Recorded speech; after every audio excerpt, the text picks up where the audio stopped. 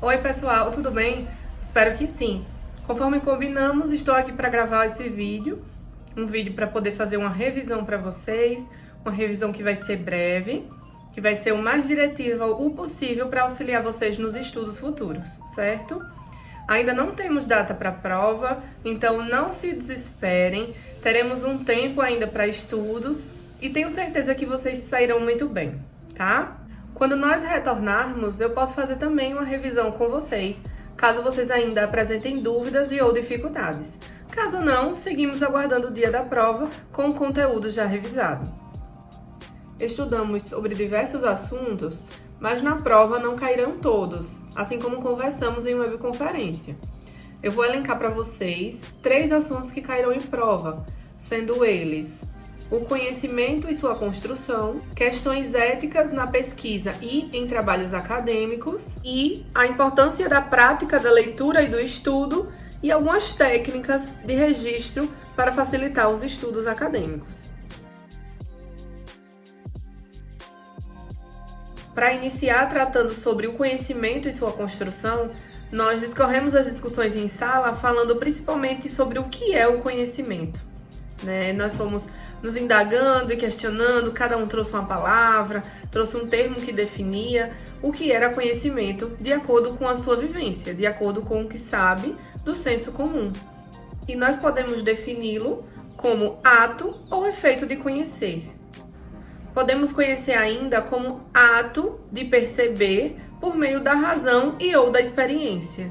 Quantas vezes, a gente está ali sem saber daquele conteúdo, sem conhecer nada, e de repente a gente vai em busca de conhecimento, a gente vai em busca de algo novo, algo que nos esclareça, e nós vamos praticar, nós vamos buscar algo que nós não temos ainda, nós vamos em encontro à informação.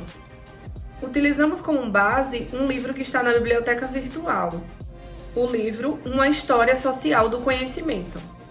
É destacado no livro que nós podemos adquirir conhecimento a partir de 4 fatores. São eles: a coleta, a análise, a disseminação e a ação. Em sala de aula, eu trabalhei cada ponto desses, discorri sobre eles de maneira mais extensa. Aqui eu não vou ter como fazer isso, então eu aconselho que vocês vão em busca do material que vai estar disponível no portal acadêmico, tá? E aí vocês leem mais profundamente sobre eles. Mas, de modo geral, eu vou explicar para vocês o que é cada um deles. A coleta é a fase inicial da minha busca por conhecimento. É a fase que eu vou estar ali, indo ao encontro de informações. É a fase que eu vou buscar, vou explorar e ou observar. Eu vou coletar, de algum modo, aquelas informações para mim, nos meus estudos ou na minha vida. Lembra que eu falei que o conhecimento a gente não só adquire para uma questão acadêmica, nós adquirimos conhecimento a todo momento. Lembra que eu comentei também sobre a questão do Google, que todo mundo utiliza ele hoje em dia. E que por que a gente utiliza ele? Porque ele é um meio fácil, um meio prático de buscarmos o conhecimento, de conhecermos algo que ainda não temos no nosso repertório. Então a gente vai lá buscar algo que é imediato, E aí a gente vai coletar a partir dessa exploração, seja em meio virtual, ou no meio físico, ou nas relações sociais, para poder a gente ter algo e passar para a próxima fase. A próxima etapa é justamente a etapa da análise.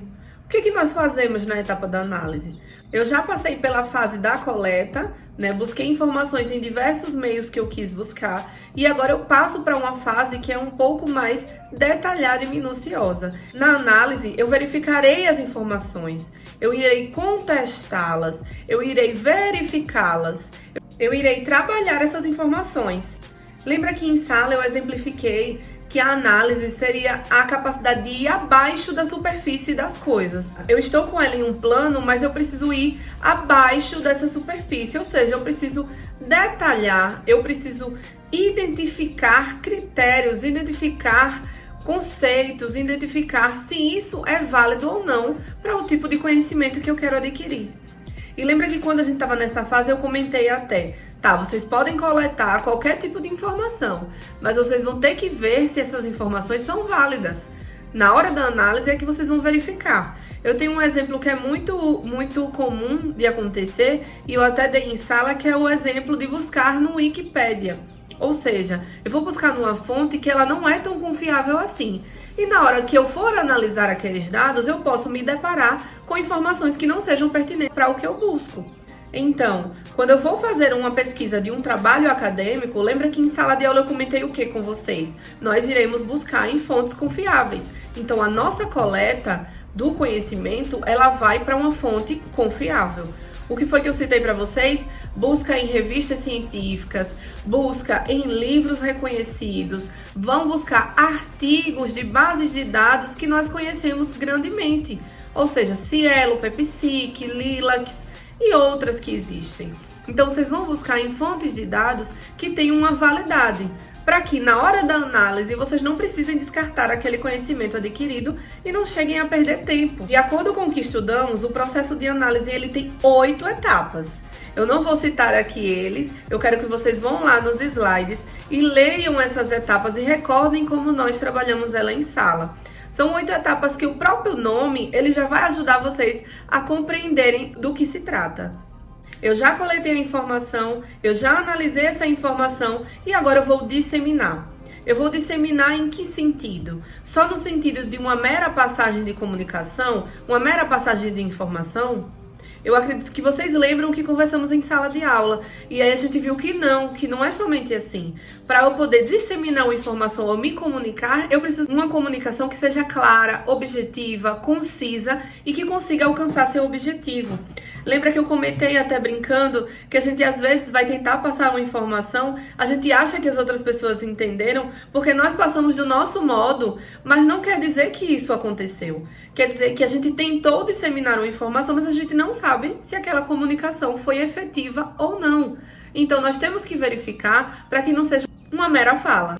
Vimos ainda que na etapa da disseminação, nós poderemos usar qualquer tipo de meio de comunicação ou de linguagem. Isso vai depender de quem? Vai depender da pessoa que está ali para ouvir, ou seja, do nosso ouvinte. Eu vou utilizar diversos meios de comunicação para que a minha comunicação e minha disseminação seja efetiva. Por exemplo, aqui com vocês agora. Estamos passando por um momento de crise, um momento de pandemia. Nós utilizamos tradicionalmente, qual tipo de recurso para comunicação? O recurso presencial, não é assim?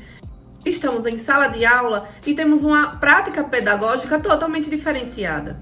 Agora nós estamos em um processo diferente do anterior, ou seja, utilizamos de recursos que me permitiam passar o conhecimento, ou seja, disseminar aquilo que eu já considerei como válido, como ciência, para que vocês consigam compreender também e aprender mais um pouco. Utilizamos de webconferências, utilizamos de textos didáticos no portal acadêmico, utilizamos de exercícios de fixação e agora estamos utilizando de uma revisão por meio de vídeos, para que vocês também tenham acesso a eles. Percebem como é interessante que aqui o conhecimento chegue até vocês, eu não preciso somente querer, eu preciso saber passar esse conhecimento para vocês. E isso que é o mais válido, isso que é o mais interessante. Lembro que também na etapa da disseminação conversei com vocês um pouco sobre a apresentação de trabalhos acadêmicos. E eu disse para vocês, tenham cuidado quando forem se apresentar, porque quando vocês estiverem se apresentando, vocês precisam conseguir passar aquelas informações para os seus colegas e também para o professor que está ali te avaliando. E aí eu disse, se você chega lá na frente, você lê um texto de 1,5 páginas, sem se comunicar visualmente com os colegas, ou sem se comunicar de maneira efetiva com eles não vão aprender nada. Você vai ler 1,5 páginas, vai acreditar que o conteúdo foi passado, e se você encerrar ali e fizer qualquer pergunta a eles, ninguém vai saber te responder. Por que isso acontece? Conversamos em sala também. Acontece porque a comunicação não foi validada, ela não foi efetiva. O seu ouvinte, ele não conseguiu se prender para o que ele precisava aprender. Ou seja, o seu ouvinte não vai conseguir ficar atento e utilizando daqueles processos cognitivos que conversamos que são necessários para a gente conseguir aprender. No material de vocês também tem falando como a gente pode disseminar esse conhecimento. Lá tem 5 exemplos de como vocês podem disseminar esse conhecimento. Eu quero que vocês vão lá também e vocês deem uma olhada para relembrar eles, tá? Agora, por último, nós temos outro processo. O processo da ação. Esse processo da ação vai existir junto com o processo de disseminação. Por quê? Para passar o conhecimento, eu vou precisar agir. Eu vou precisar remotamente buscar lá na minha memória, lembra que a gente conversou sobre isso também? Buscar lá na memória conhecimentos que eu tenha, que agreguem com aquele conhecimento novo e eu consiga fazer algo que seja de maneira efetiva para aquele outro, que seja prático e que ele consiga realmente aprender. Nesse ponto também da ação, nós conversamos sobre essa questão de memória e associamos que atualmente temos buscado recursos artificiais. Para que eu consiga passar um conhecimento que eu aprendi, vou buscar lá na minha memória aquilo que aprendi para poder disseminar, não é assim? Disseminando, eu estou colocando em prática, eu estou na ação. Para colocá-la em prática, eu vou utilizar de recursos. Por quê? Porque a minha memória, ela não vai suprir toda necessidade e ela não vai conseguir abranger todo o conteúdo a ser passado. Por exemplo, os slides. Utilizamos bastante os slides para poder auxiliar como forma de resgate de informações. E a partir dali, nós damos continuidade àquele conhecimento. De uma maneira geral, no nosso dia a dia, utilizamos também bastante cadernos, cadernetas, blocos de nota, hoje em dia até blocos de nota no próprio celular, o celular para gravar áudios. Então, nós temos vários tipos de recursos que nos auxiliam a colocar em ação e disseminar aquele conhecimento adquirido. Existem ainda outros pontos nesse assunto sobre conhecimento, mas eu quero que vocês vão buscar lá no material. Por exemplo, conhecemos por aptidão? Conhecemos por contato? Isso existe? Será que existe? Deem uma olhadinha lá no material, tá bom? Para tirar essas dúvidas e para poder agregar ao que conversamos aqui também. Vamos para o próximo assunto.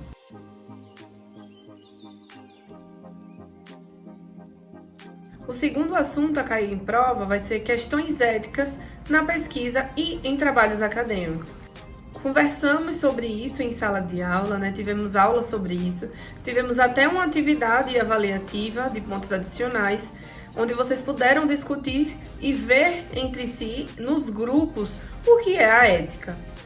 O que é essa ética que nós temos tanto interesse para não sair de uma normalização, para que a gente não infrinja um direito do outro, para que a gente não vá de encontro com algo que é determinado. Conversamos muito sobre a ética. Eu vou disponibilizar para vocês um texto somente, tá? Para que vocês tomem ele como base. Vai ser um texto que fala sobre ética e as questões no serviço social. Vocês vão estudar com base nele para que vocês consigam realizar a prova. O texto que vocês vão tomar como base é um texto que está disponibilizado no portal. O nome do texto é Serviço Social e Desafios da Ética em Pesquisa, um estudo bibliográfico. É um estudo de Oliveira e Guedes, do ano de 2012. Ele vai levantar diversos pontos sobre questões éticas nas pesquisas realizadas. Resultado nesse estudo, eles identificaram 53 artigos que eram passíveis de análise. A gente já viu o que é análise, ou seja, eles foram detalhar, eles foram analisar aqueles trabalhos. E a partir disso, eles identificaram que os estudos apresentavam, sim, procedimentos éticos em suas análises, procedimentos éticos em suas publicações, ou seja, garantir o anonimato, garantir o sigilo, garantir a preservação das informações e da identidade do sujeito. Então, lembra que a gente conversou um pouco, dei até exemplo da minha pesquisa. A gente conversou sobre como que a gente pode estabelecer critérios éticos em uma pesquisa científica. Lembra também que nós falamos, caso vocês forem realizar uma pesquisa com seres humanos, vocês precisam submeter o projeto de vocês a um comitê de ética. Um comitê que vai avaliar se vocês estão indo de acordo com os preceitos éticos. E a partir disso, liberar vocês para irem para a coleta de dados e para a pesquisa. E aí, nesse processo de análise, vai incluir também o termo de consentimento livre e esclarecido. É um termo que as pessoas que estão participando da pesquisa precisam ter conhecimento e saber sobre o que trata a sua pesquisa. Esse termo de consentimento livre e esclarecido, TCLE, ele vai também ser analisado pelo Comitê de Ética. E é a partir dele que você vai pegar a autorização das pessoas para que você possa publicar os resultados. tá? Então, quando a gente vai realizar pesquisa na área social, na área de saúde, em qualquer área que envolva seres humanos, nós precisamos garantir direitos e temos deveres também. Isso daí vocês vão se recordar um pouco ao ler o trabalho. Ao realizar pesquisas com seres humanos, nós devemos pensar ainda nos riscos que eles correm. Se há riscos, se não há, quais os benefícios, os malefícios, nós devemos pensar em tudo. Para isso existe uma resolução, a Resolução 196 de 96. Essa resolução vai descrever todos os critérios a serem utilizados em pesquisas com seres humanos. Tá? Então, para qualquer pessoa que for querer trabalhar com seres humanos, precisa saber dessa resolução, além de outros documentos ainda que existem, tá? No assunto anterior, conversamos um pouquinho sobre algumas etapas do conhecimento, não foi isso? E é interessante que vocês podem observar na metodologia desse artigo que eu passei para vocês, que ele tem uma metodologia que segue mais ou menos o que conversamos anteriormente. Então, primeiro ele vai fazer um levantamento das informações, depois ele vai fazer a análise da informação, depois ele vai categorizar essas informações e aí sim ele vai partir para a disseminação e a ação. Então, quando vocês lerem ele, tentem associar ao conteúdo que já foi estudado para tomar até como um exemplo e ver na prática que isso realmente existe. Além da ética em pesquisa com seres humanos, conversamos de modo mais breve sobre a ética na pesquisa e trabalhos acadêmicos. Então, conversamos que é preciso que vocês tenham cuidado para que as informações que vocês passem não sejam repassadas com uma informação que não tem base científica. Por isso, a necessidade de buscarem estudos que sejam reconhecidos. Conversei com vocês que viríamos mais à frente e ainda veremos modos de como citar trabalhos acadêmicos para que não seja identificado o plágio, porque plágio é um crime e isso é antiético. Então deixei aqui somente para destacar para vocês que existe esse outro ponto também, mas esse ponto não cobrarei em prova, tá bom?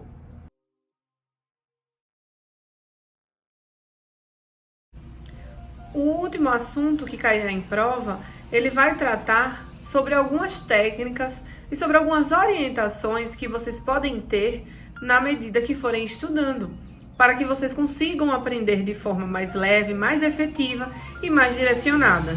O último assunto é sobre a prática da leitura e do estudo, contudo, com algumas técnicas que podem nos direcionar para um melhor aproveitamento desses estudos.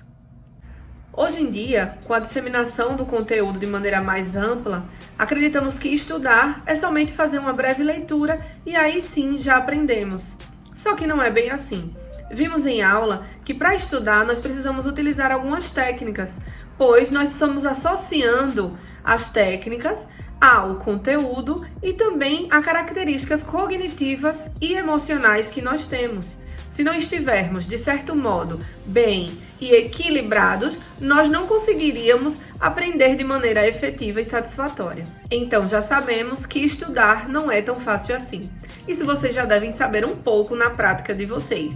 Uns com mais facilidade, outros com menos facilidade. E isso é super normal, porque vai depender de algumas características de desenvolvimento, de estimulação, além de outras também que a gente já conversou em sala. Então, para que eu tenha um bom aproveitamento dos meus estudos, eu tenho que ter o quê? Dedicação, comprometimento e ter também algumas estratégias que me facilitem estudar. É interessante ressaltar também que para que eu possa estudar, eu preciso fazer leituras. Leituras que às vezes são longas, são cansativas e essas leituras vão me desgastar de certo modo. Para que eu não me desgaste, o que é que eu posso fazer? Para poder estudar, normalmente eu precisarei fazer leituras.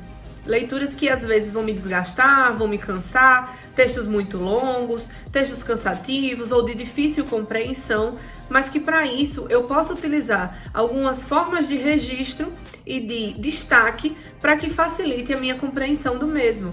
Nós vimos em sala de aula que eu não vou somente ler ele e mesmo que eu não entenda, eu vou passar para um próximo assunto, de forma alguma.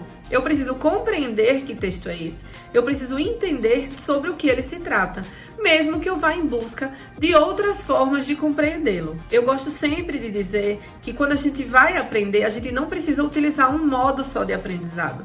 Então, por exemplo, eu não preciso estudar somente pelo texto.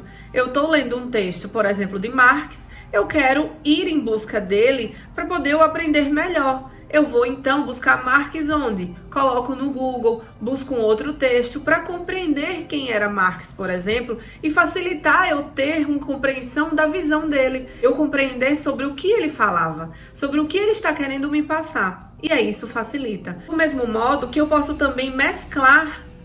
Então, mesclando as formas de estudo, eu consigo associar características distintas para um determinado assunto. Ou seja, se eu estudo pelo meio visual, ou seja, leitura, eu posso associar, de repente, ouvir algum vídeo e visualmente ver aquele vídeo no YouTube, eu vou ativar 3 regiões do meu cérebro, ou seja, é muito mais fácil do meu conhecimento se firmar.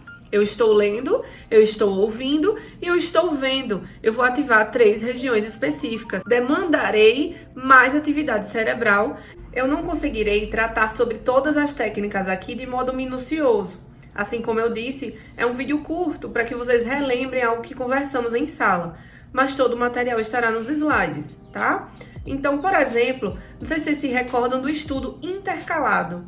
Esse é um tipo de estudo também muito utilizado em concurso público. Como é que funciona o estudo intercalado? Eu vou fazer uma agenda de estudos para que eu coloque disciplinas diferentes em horários diferentes. Ou seja, intercalo. Como, por exemplo, vocês aí na faculdade. Vocês têm diversas disciplinas. Então, em época de prova, esse método do estudo intercalado, ele é muito eficiente para que você consiga intercalar as disciplinas e que você não deixe nenhuma disciplina de lado. É importante destacar ainda que vocês não podem também deixar para a última hora, porque senão não tem técnica no mundo que resolva adquirir esse conhecimento, tá bom? Então, eu vou intercalar de que modo? Vou fazer um cronograma. De repente, eu vou deixar 1 hora para cada disciplina, com intervalos de 15 minutos, por exemplo, para beber uma água, para olhar algo que não seja relacionado a estudos. Eu vou dar um descanso ao meu cérebro para que ele renove e eu consiga reajustar o meu processo de concentração e de atenção. E a partir dali, eu vou adquirir conhecimento de maneira mais coerente e mais satisfatória.